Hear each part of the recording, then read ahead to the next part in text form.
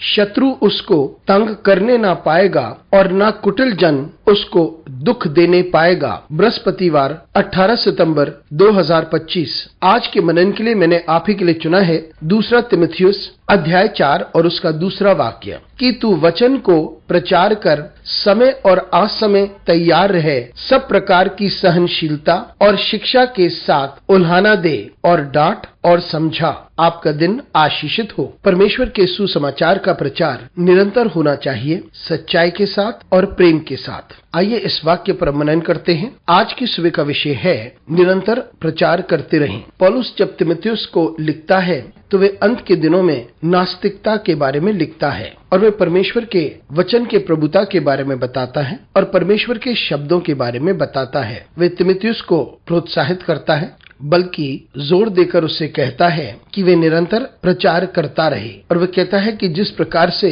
परिस्थिति हो वे उसकी चिंता ना करें। पौलुस यूं कहता है कि वचन का प्रचार निरंतर करता रहे, समय और असमय तैयार रहे। पौलुस यूं कहना चाहता है कि परिस्थिति तुम्हारे अनुकूल हो सकती है या तुम्हारे विरुद्ध में हो सकती है, लेकिन तुम्हें ये आज्ञा दी गई है कि तुम सुसमाचार का प्रचार निरंतर करते रहो। और फिर वे एक सलाह देता है कि तू डांट और समझा, और वो सभी प्रभुता के साथ ही हो सकती है। और फिर वो कहता है तुम धैर्य के साथ इस कार्य को करो और सिखाने के लिए इस कार्य को करो। आप किसी को उसके पाप के लिए और गलतियों के लिए नहीं डांटते हैं, आप किसी को इसलिए डांटते हैं ताकि वे लौट आए और परमेश्वर के प्रेम को समझ जाए और वो इस बात को समझे कि परमेश्वर उसके लिए क्या कर रहा है, ना कि आप उसे इसलिए ना डांटो कि वह परमेश्वर से ही दूर हो जाए। मित्रों, हम सभी का ये उत्तरदायित्व है। हम सभी को ये आज्ञा दी गई है कि हम परमेश्वर के वचन का प्रचार करें। हम यह चुनाव कर सकते हैं कि हम परमेश्वर की सहायता लें